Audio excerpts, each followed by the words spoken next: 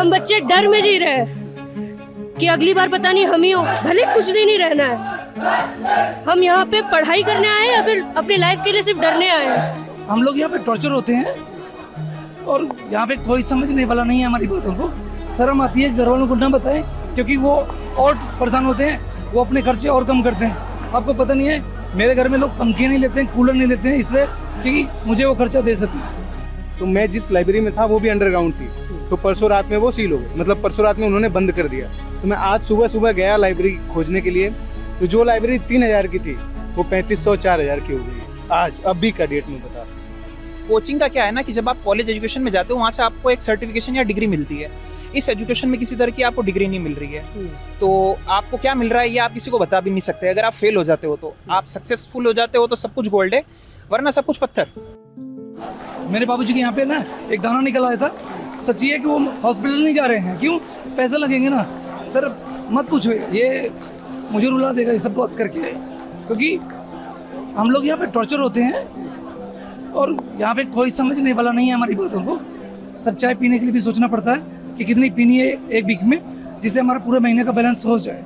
तो कॉस्टली बहुत ज़्यादा है और घर वाले इसी जोश में रहते हैं कि इस साल नहीं तो अगले साल निकल जाएगा तो उनकी जो प्रॉब्लम्स हैं, गरीबी है, वो अपने आप मैनेज हो जाएगी और दूर हो जाएगी। सर ये भी सोचते हैं कि खाना छोले भटूरे खाएं या छोले कुलचे खाएं, क्योंकि छोले कुलचे 10 रुपये कम मिलेगा, छोले भटूरे 20 रुपये 10 रुपये ज़्यादा मिलेगा। मैंने डायरी बना रखी है कि कितना मुझे किस किस चीज़ पे खर्चा करना है, क्योंकि मटेरियल भी लेना होता है, पेन भी लेना पड़ता है, तो इन सब चीज़ों की भी बहुत कॉस्टली पड़ती है। अब सोचो एक मैगजीन 100 रुपये की मिलती है और एक मैगजीन एनफ नहीं है करंट अफेयर के लिए। जैसे मुझे जो है घटना चक्र की भी मैगजीन लेनी पड़ती है और इसकी क्या कहते हैं विजन IAS की मैगजीन भी लेनी पड़ती है।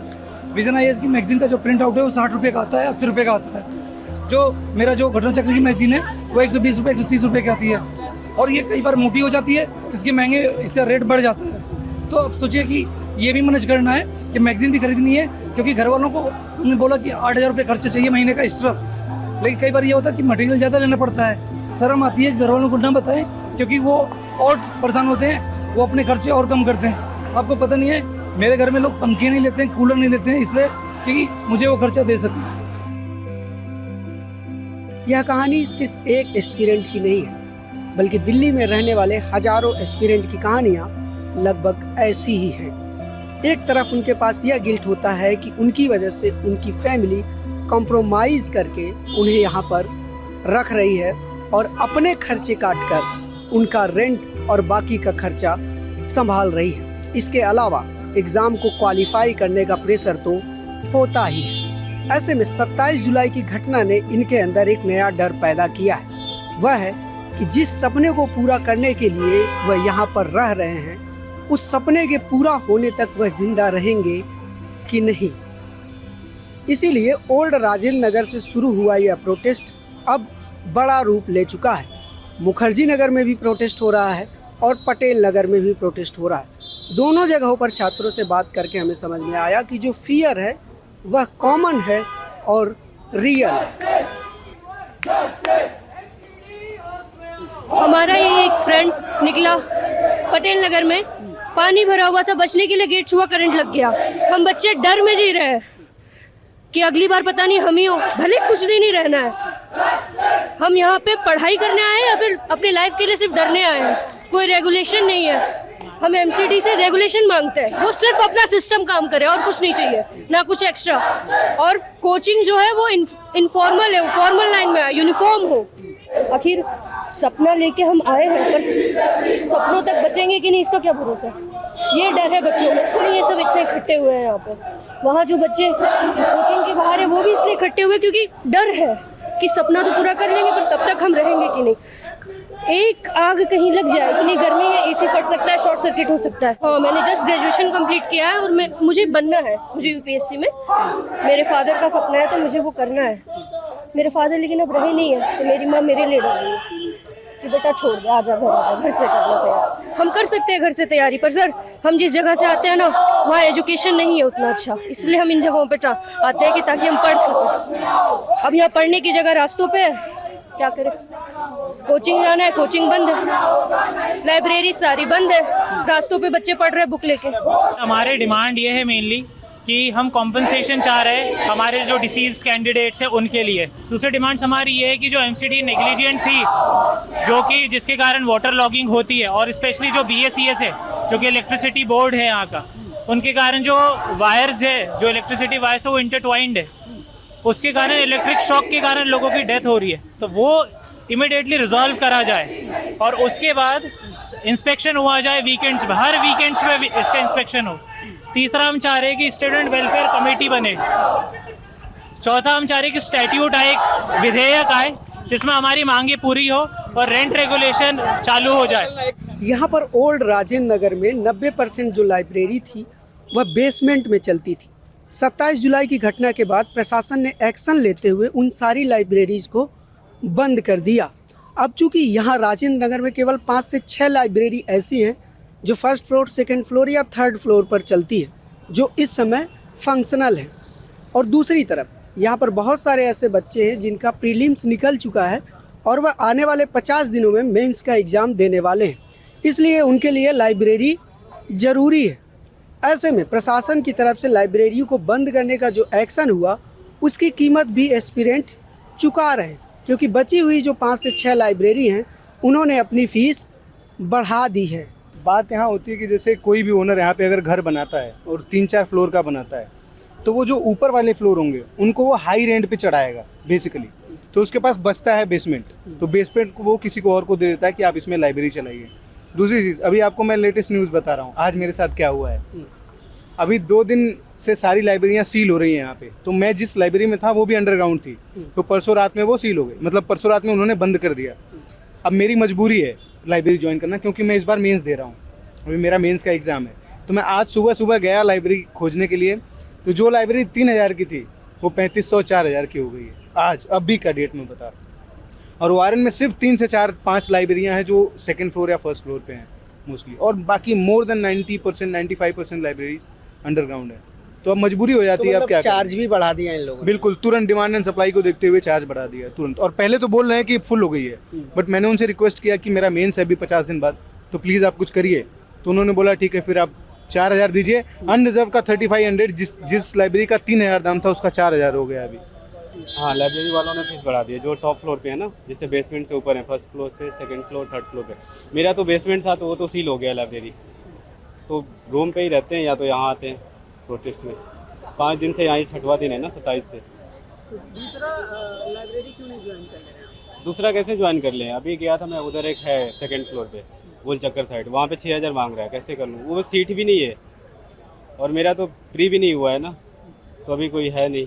मेंस वालों ने ज्वाइन कर रखा है, उनको भी नहीं मिल रहा है अभी। तो कोचिंग का क्या है ना कि जब आप कॉलेज एजुकेशन में जाते हो वहाँ से आपको एक सर्टिफिकेशन या डिग्री मिलती है। इस एजुकेशन में किसी तरह की आपको डिग्री नहीं मिल रही है, तो आपको क्या मिल रहा है ये आप किसी को बता भी नहीं सकते। अगर आप फेल हो जाते हो तो आप सक्सेसफुल हो जाते हो तो सब कुछ गोल्ड है, वरना सब कुछ पत्थर।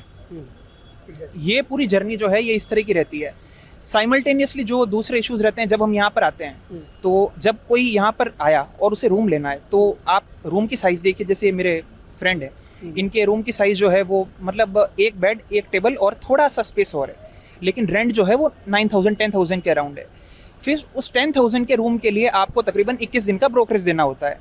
चलिए वो भी दे दिया, कोई बुरी बात नहीं है, लोग दिखा रहे हैं, ले लिया, अच्छा रूम मिल गया। पर वो देने के बाद में अगर वो रूम अच्छा नहीं है, आप 4 से 5-6 महीनों के बाद में अगर आपको फिर चेंज करना है तो उस सिचुएशन के अंदर आपको फिर वापस सेम प्रोसेस को रिपीट करना होगा, रूम इवैक्यूएट वगैरह चीज़ें करनी होगी। तो यहाँ पर क्या है ना कि पढ़ाई के साथ दूसरी चीज़ों का हंट भी चलता रहता है। रहना कैसे है, दूसरे संघर्षों को कैसे देखना है। हम लाइब्रेरीज की यहाँ पर बात कर रहे हैं बहुत ज़्यादा। लाइब्रेरी यहाँ पर 2 टाइप की, एक वो जो बेसमेंट में चल रही है, एक वो जो ऊपर वाले फ्लोर्स पे चल रही है। 2-3 अटेम्प्ट रहने के बाद में जो बच्चे फेल हो गए हैं, कई हमारे जैसे ही एस्पिरेंट हैं, घर से पैसे नहीं ले सकते, तो वो क्या करते हैं, काफ़ी वैसे भी बच्चे बेसमेंट के अंदर छोटा छोटा सेटअप कर लेते हैं, 2000 रुपये चार्ज करते हैं। अब उस लाइब्रेरी की ज़रूरत क्या है? कमरों में आमतौर पर जो यहाँ पर एसी लगा रखे हैं इतने पुराने हैं कि अगर गर्मी के मौसम में बच्चा अगर उन एसी में बैठकर अगर 1 महीने पढ़ेगा तो आप गैस करिए कि लगभग कितना बिल आना चाहिए, तकरीबन क्या होगा? हाँ, एसी का बिल कमरे का कितना आना चाहिए? कितना आता है आप लोगों का? अगर कोई जना यहाँ पर जिस तरह के एसीज हैं और रूम में बैठकर पढ़ रहा है तो आप मान के चलिए कि जब प्री से पहले जो पढ़ते हैं तो 8 से 9,000 भी एक बच्चे का एसी का बिल आया है। 9,000 कमरे का रेंट और 9,000 एसी का बिल। तो उस परिस्थिति के अंदर लाइब्रेरी जाना एक चॉइस नहीं, मजबूरी है।